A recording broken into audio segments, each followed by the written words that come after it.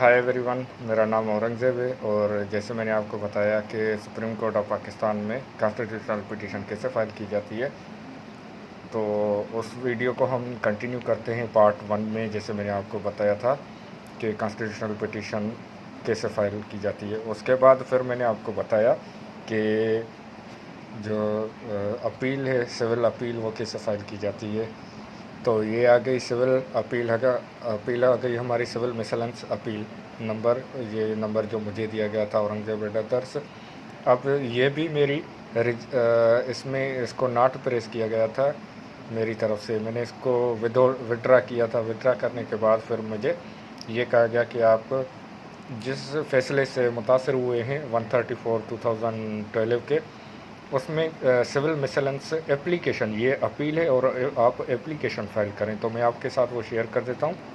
तो ये रहा एप्लीकेशन का फॉर्मेट कि in the Supreme Court of Pakistan Islamabad civil miscellaneous application number 1477 of 2020 in constitutional petition CP number 134 of 2012।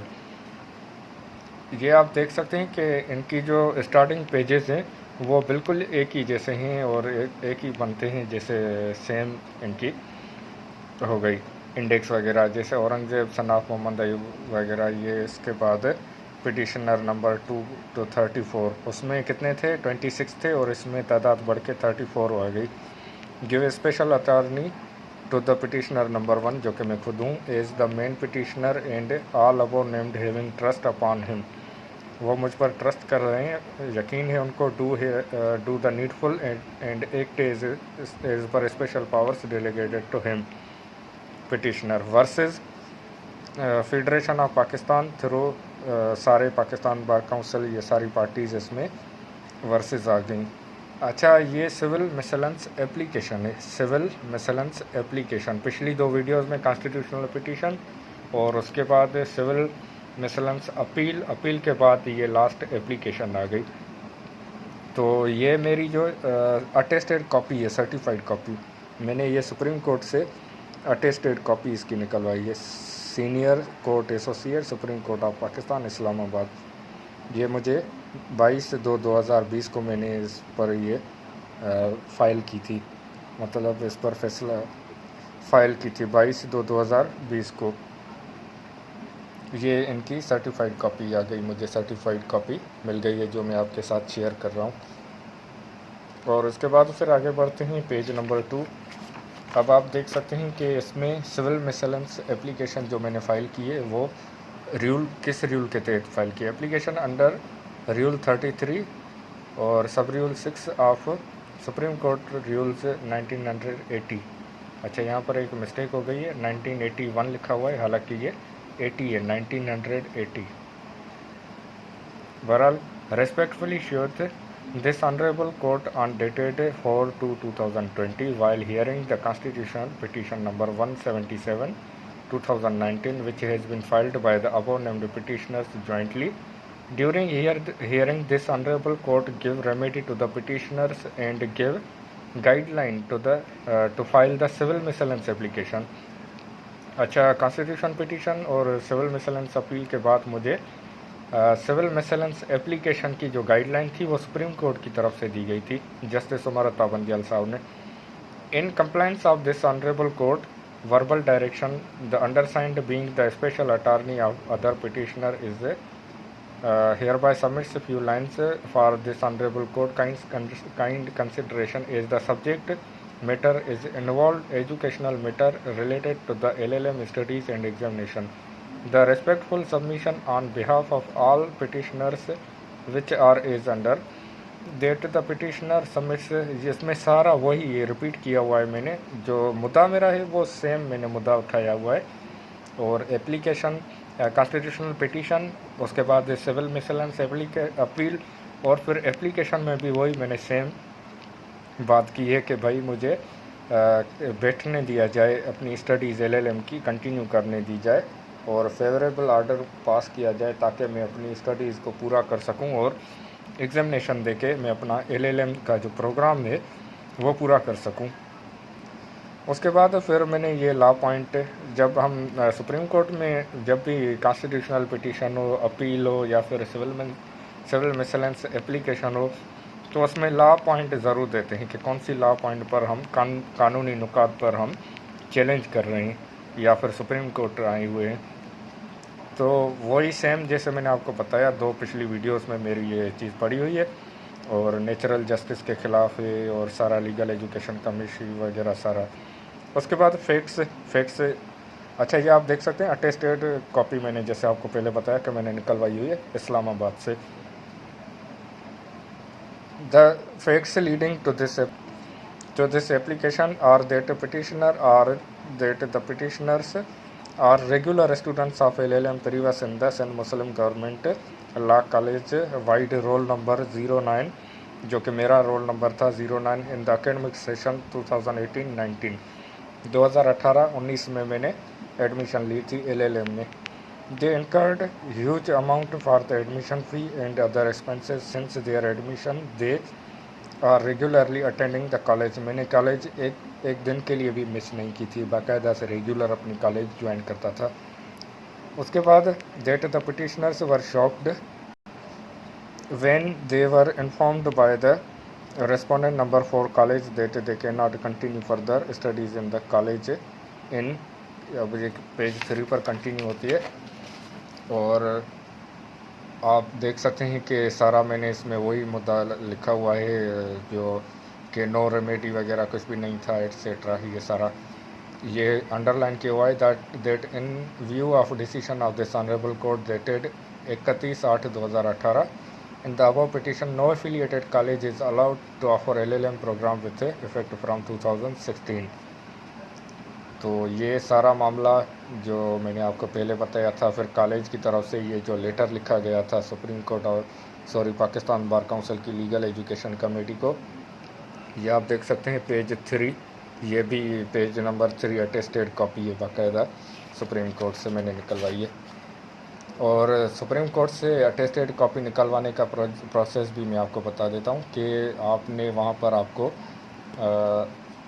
True copy का form मिलेगा। फॉर्म लेके आप उस पर टिकट लगेगी 20 रुपये की, वो फिल करके और CNIC लगा के आप सबमिट करेंगे। 1 हफ़्ते के बाद आपकी ट्रू कॉपी निकल आएगी, मिल जाएगी आपको।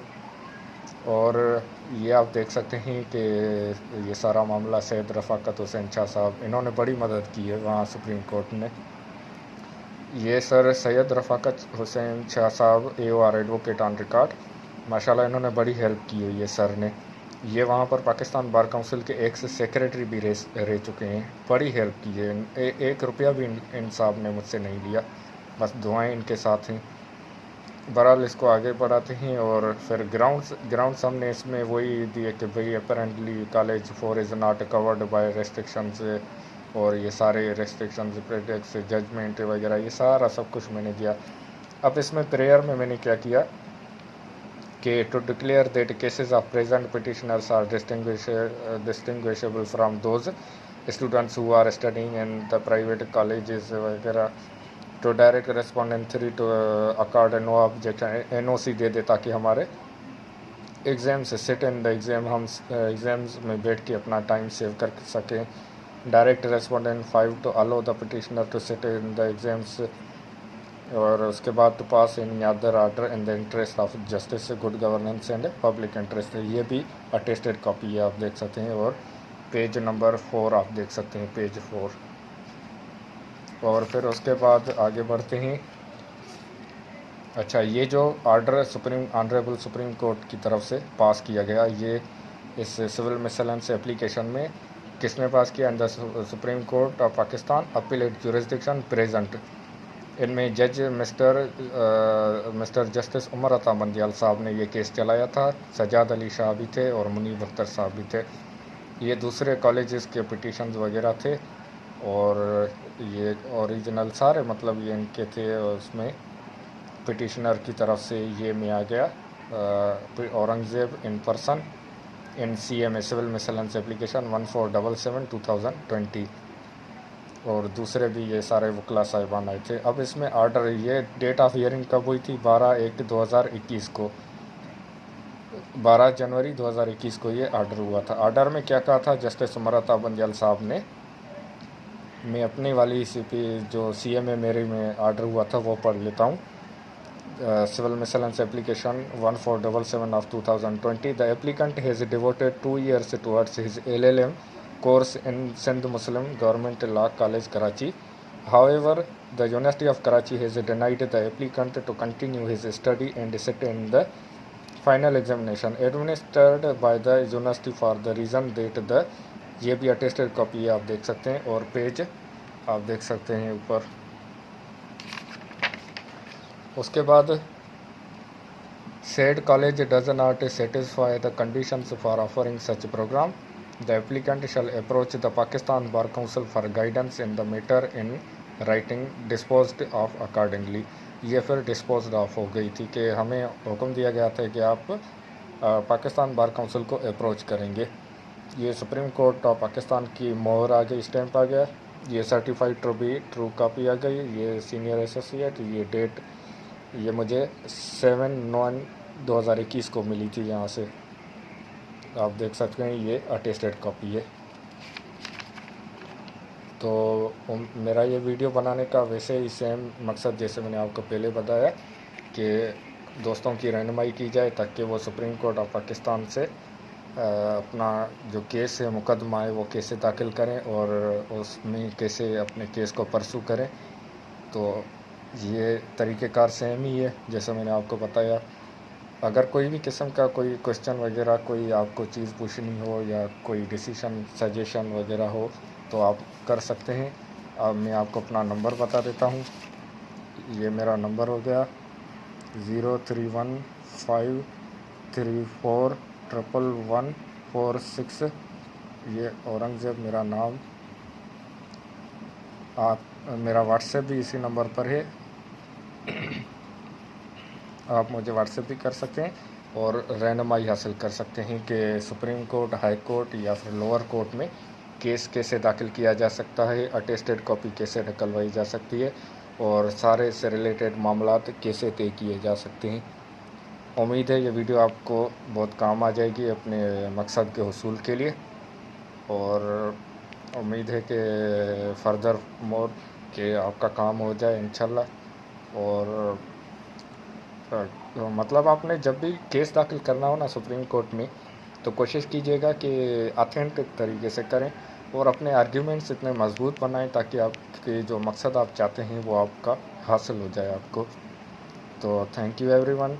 उम्मीद है ये वीडियो आपको काम आ जाएगी, और जैसे मैंने आपको अपना मोबाइल नंबर दिया, आप वो उस पर मुझसे कांटेक्ट कर सकते हैं, और कोई सी भी किस्म की क्वेश्चन और रहनुमाई आप करना चाहें, सजेशन, क्वेश्चन या एडवाइस वगैरह हो तो मुझे कबूल होगी। Thank you everyone. अल्लाह हाफ़िज़।